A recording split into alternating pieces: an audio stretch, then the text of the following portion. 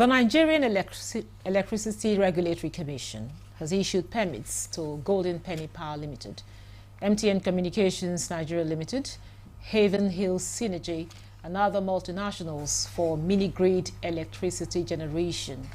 The Commission said it issued 9 new off-grid generation licenses in the first quarter of 2024 with a gross capacity of 109.69 megawatts and 3 new trading licenses: Sweatco Foods Limited, African Steel Mills Nigeria Limited, West African Ceramics Limited, Royal Engineered Stones Limited, and Armilo Plastics Limited. We are permitted to generate captive power.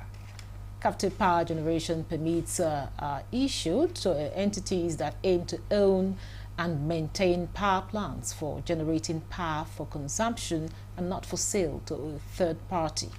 The Commission issued 9 captive power generations. Section 165 of the Electricity Act 2023 permits the Commission to award license of mini-grid concessions to renewable energy companies to exclusively serve a specific geographical location, indicating aggregate electricity to be generated and distributed from a site with the obligation to serve customers. A permit is issued to a mini-grid developer for the construction, operation, maintenance, and where applicable, ownership of mini-grids with distribution capacity above 100 kilowatts and generation capacity up to 1 megawatt. On this episode of the program, our guest shall be discussing the benefit and how to utilize the opportunity of keying into power generation via mini-grid, among others. Welcome to another episode of Nigeria Today. I am Ikaria Clinton, and thanks for joining us.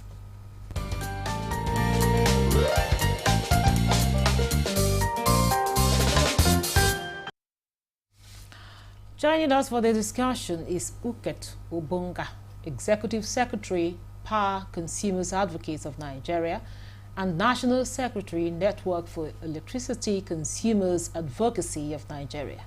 It's good to have you in Nigeria Today. Thank you for having me. Also in the studio is Bode Fadipe. He's the electricity and power expert. Glad to have you in Nigeria Today. Thank you very much for having me. Good evening, viewers. Now, Bode, I'll start with you. To begin with, what does the granting of permits for mini-grid electricity generation, to private companies, what does it mean? Well, I think the immediate implication is that the market is continually being divested because that's also part of the original intention, that you have more private equity being introduced, and by so doing you have a multiplicity of players that are coming in. That is expected to, in the long run, be able to bring down costs in terms of selling to the end user or consumer for whatever purpose it is intended for. But I think it's important for us to very quickly highlight the presence of a player like MTN. By every standard of evaluation, MTN is not a small entrant into the market. So what that immediately tells us is that when the likes of MTN begin to show interest in the electricity market, it presupposes from the business perspective that the utility of the market is becoming more and more visible. And it's interesting to observe that MTN is coming at a time when the tariff has experienced a substantial jump. I know that since the adjustment of the Band A tariff, I have had people calling me after some time to say, can I go to Band B? This is the same people that clamored for constant electricity. Now that they are saying constant electricity, it's a case of affordability, because availability and affordability are two different conversations entirely. So when we begin to see the likes of MTN coming into the market, there is a ray of hope, because no businessman will get into any business for Santa Claus purpose, what I call the Santa Claus syndrome. They want to make money. So MTN came to this country because they found opportunity to make money from telco. Now that they are seeing opportunity in the power sector, it means there's ray of hope. But there are other implications of their entrance into the market. Now, before we go into the implication, I want to bring in Uket here.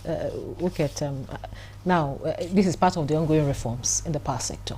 Now, how would you describe the reform thus far? Well, it is a welcome development. Like he said,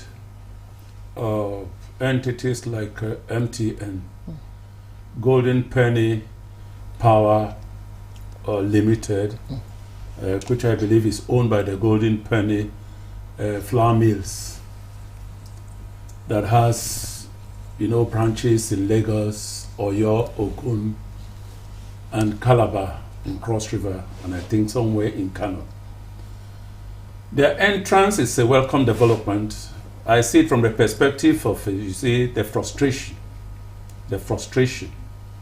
that they go through from the current monopolies, who are in the sector, the discos and so forth, and the gencos. It is a welcome development in the sense that since the signing into law of the 2003 Electricity Act, which has, taken off the giving states, local government and entities, to generate, transmit and distribute electricity. I think it is a good development for the sector. Because why I say so, because I have been involved. I have coordinated a national survey on the quality of electricity supply to Nigerians, funded by MacArthur Foundation and NECAN, Next Year Power. And I went around the country, and I had engagement with Manufacturers Association of Nigeria, branches in various states, chambers of commerce and industry, and individuals. You need to hear the stories. You need to hear the frustrations. Okay. Before we will go into the other stories, I'll come back to Body.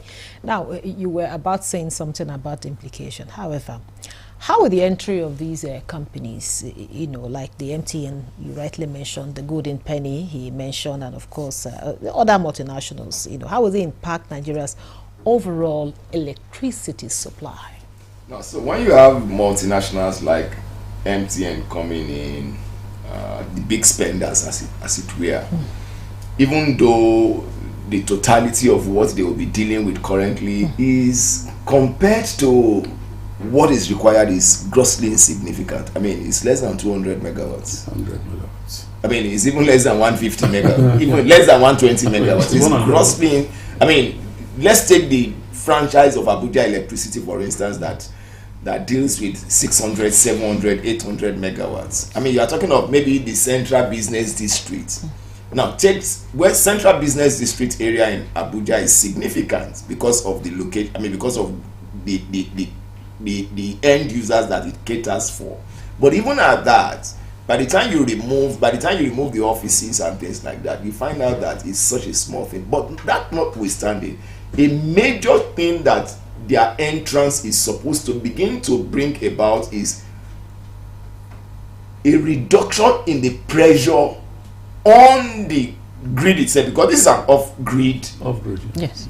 Opportunity. Yes. This is an off-grid, so it begins to reduce. So those who are on the grid and they find succor or they find solace with people like MTN, they can be sure of 24/7, and maybe they are paying about 300 naira per unit, because the current rate for band A is about how much? About 200 something naira. 209 naira. So if MTN now says, I can give you 250, I can give you 280, and I will give you 24/7, Now, it is now incumbent on you, the end user, to begin to do electricity management and say, okay, I will take it for 8 hours, 10 hours in a day because that's what I can afford. So it's not going to be based on your budget, what you budget for every month or every week or every day.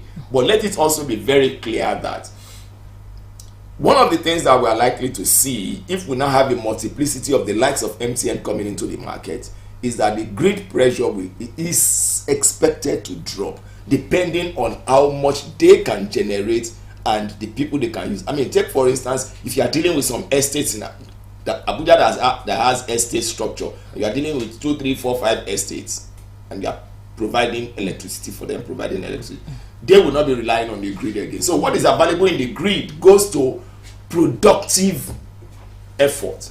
Big manufacturing will now be able to take that power. Take Abuja Steel, for instance. I don't know what they will be consuming currently, but assuming that you have MTN in Abuja and MTN is giving 100 and that 100 is made available to Abuja Steel, Abuja Electricity becomes a beneficiary of that opportunity that has been created by MTN. So we are expecting that gradually, it's taking a long time for us to get to this point, but gradually we should be able to get to that point. Now back to you, Uket. Just like you said, when they come in, we're expecting to see like a little ease, on the national grid. Now, how will this development affect the existing power generation companies and, of course, the broader, energy market? Yes, the GenCos will sit up. There's no doubt about it. Where you have competition, though we are starting at a smaller scale. When I was looking through that section 165 sub 1M, the current licenses that were issued or awarded to these renewable energy companies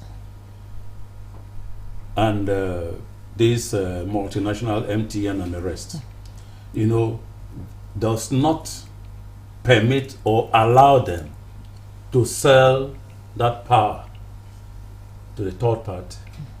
For instance, Golden Penny in Lagos is awarded 100 megawatts, which has to be generated by them, and distributed in 4 locations.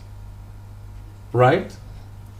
Now, the other one in Lagos is in 4 locations within Lagos with about 56.94 megawatts of electricity. So the populace, the entire customer population will not benefit. But you are taking out this chunk, though small, from what the GenCos are generating. Now, take places like Nnewi, where I did some work some time ago. And I discovered that Nnewi industrial clusters, where you have heavy machineries and so forth, the load need of that area at a point was 1,450 megawatts just for Nnewi, minus Oka, minus Onitsha Industrial Complex, just Nnewi alone. Now, the beauty of this is this, and the significance of what has happened here is that, unlike when we had this illegible customer issue that was not really managed properly, now these entities, and I believe they should scale it up to about 500 megawatts, so that individual companies that can consume, factories that can consume up to, or their load needs is up to 200, 250, 500, can key into it, generate their own energy for their own consumption. That takes the pressure off the GenCos. And now, when the GenCos now generate their own electricity for the distribution companies, I think it will be much easier for the management and control of what is going on there. Okay, now back to you, but you were talking about the implication of this. Now tell us, what are some of the implications of this, permit? My first fear is by the time these major companies begin to deal with those who can afford, how many village people were not in line with the street lingo, because there are two types of village people. I'm not talking about village people in terms of the street lingo. Now, in terms of rural areas, rural dwellers. How many? Because all of them are likely to not be on band A. Yes. How many of them can afford? So now we come to the issue of affordability, because if the rule is that they cannot sell to a third party, meaning they are selling to themselves. Yes. They are generating and they are consuming it on their own. Yes. And it makes more power available in the grid. Now, that does not necessarily mean that the cost of production will drop. That does not necessarily mean so. So how many persons can afford the cost of electricity as it is today? I'm saying that up to yesterday, somebody was still saying, can you help me find out whether it is possible for me to move from band A to band B? So there is a that the light is too much. I want exactly. to reduce. My fridge is beginning to. I mean, my things I keep it. They are beginning to being over frozen and things like that. So how many? So there is a problem there. So for me, it's a double-edged sword. What I will expect should be happening now is more companies should now move to the grid if reliability can be guaranteed.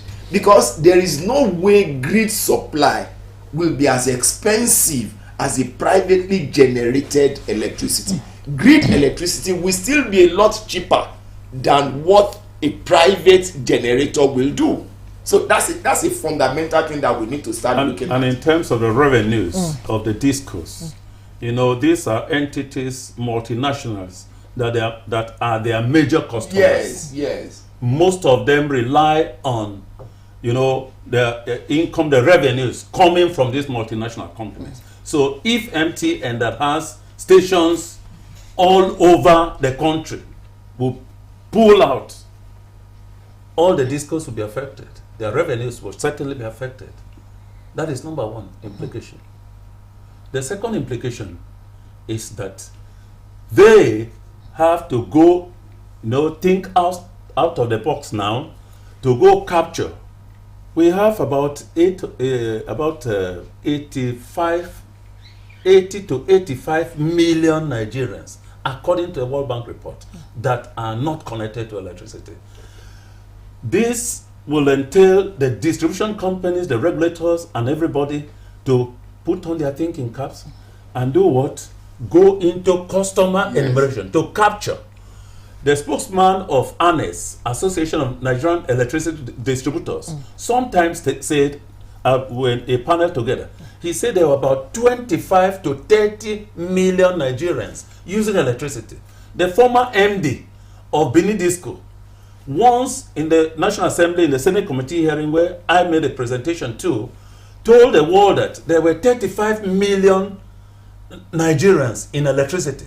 But when you now come down to the figures on the data we have with the regulator, the commission, now we are talking of below 15 million as at today.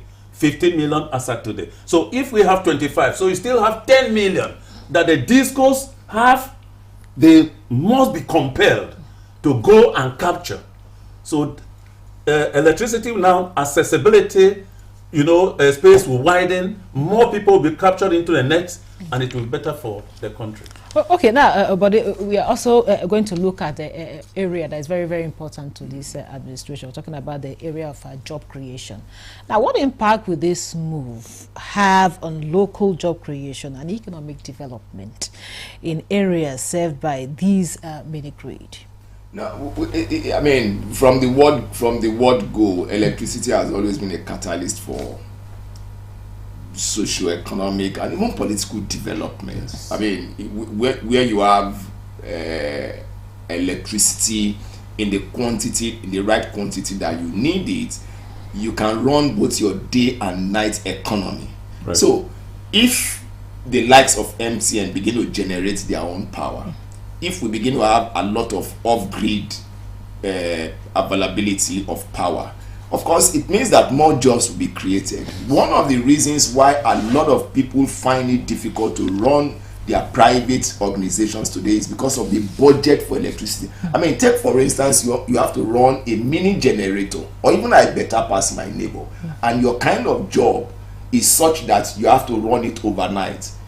maximum you cannot do more than 6 hours, and it is not every appliance that you can put on that I better pass my neighbor. So if you go a little bit higher, and you know the cost, I think up till last week somebody was still telling me that they bought petrol for about 970 naira for a liter.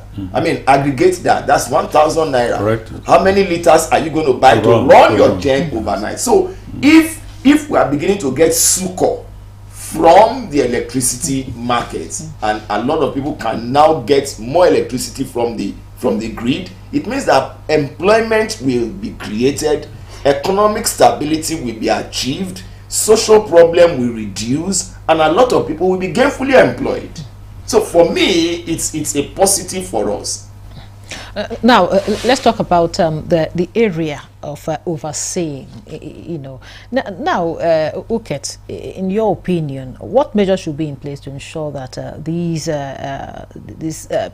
multinationals that are entering into this sector now are being they oversee and regulate the operations of these multinationals? Simple. All that the regulator should do is to play by the rules set. Yeah. That's all. The problem we have had in the sector all these years is because of regulatory somersault. They come up with this, the next day they are changing it, another day they are changing it. So you have set the rules. Allow them to play by the rules.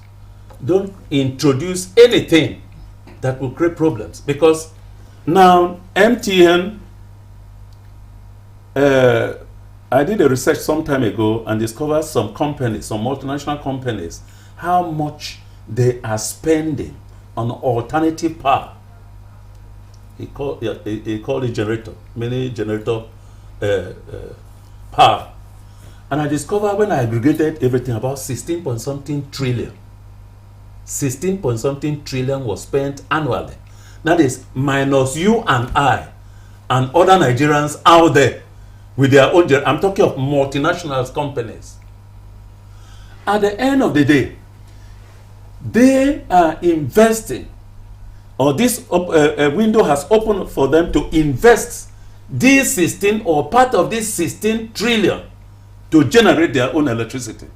Now they are taking off pressure from the grid. Like he said, that will imply that more jobs will be created. As we speak, I know 2 distribution companies that are highly in need of engineers, electrical engineers, in specific areas. And because of what was done in AEDC, the level of training, some of them, so these discos are poaching these trained engineers in this. So also these multinationals that are coming into the fray, they'll also poach. So there will be opportunities for our young men in universities, in electrical engineers, to leave school and find jobs. Now, Body, just 30 seconds. Tell us, how can we maximize this opportunity? However you look at it, it's definitely for multinationals to, have a permit. They definitely must have a... I think it can never be overemphasized, the need for more multinationals to come into the market. I'm seeing a picture of a lot of people a lot of companies being put under pressure by the cost of petrol and diesel. Right. I mean, because when MTN came, when they found out, or the telcos generally, when they found out that grid power was not able to carry their demand, they started buying generators. There is no station that you won't find a generator so that they can run 24/7. And those generators ran on diesel. Now that cost of diesel and petrol seem to be at par, they now need to think outside the box. Yeah. The next set of people that I expect should come into this bargain fully are the universities. Thank you very much. With that, we will wrap up. To that, we wrap up today's episode of Nigeria Today. A very big thank you to Bode Fadikwe, he's an electricity and power expert. Thank you so much, Bode, for your time and contribution. And also, we had Uket Ubunga. He's Executive Secretary, Power Consumers Advocates of Nigeria, and National Secretary, Network for Electricity Consumers Advocacy of Nigeria. Thank you so much for your time and your contribution. And thank you for being part of the program. Don't forget, Nigeria Today is every weekday at 7:30 p.m. on Nta News24. You can also check out this episode and others on www.youtube.com/NTA News24 Hub. Once again, thank you for watching. I am your carrier, Clinton. Goodbye.